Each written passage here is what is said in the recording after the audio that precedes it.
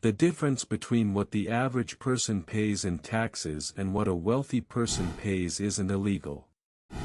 It's not even unethical. It's just knowledge.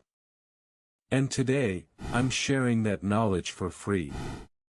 Tax strategy isn't about cheating the system. It's about understanding the rules well enough to use them as intended.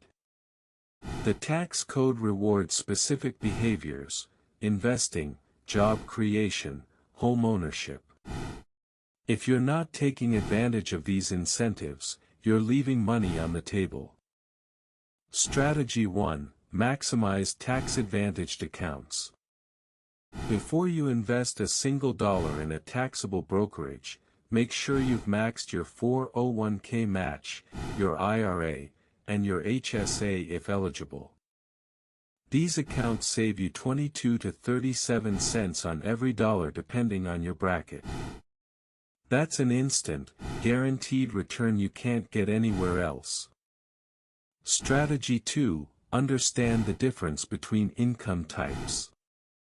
Earned income is taxed the highest. Long-term capital gains are taxed the lowest. Every dollar you can shift from earned income to capital gains saves you 15 to 20%. This is why investors pay lower rates than employees, and it's available to anyone with a brokerage account and patience. Strategy 3: think in tax years, not calendar years. The best tax moves happen in November and December, not April. Accelerate deductions into high-income years.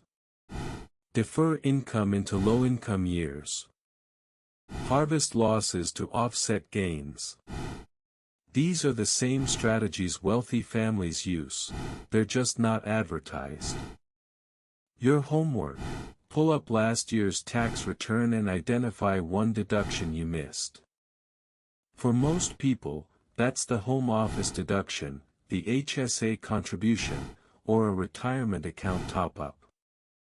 One missed deduction could save you $500 to $5,000. Subscribe for more tax strategies.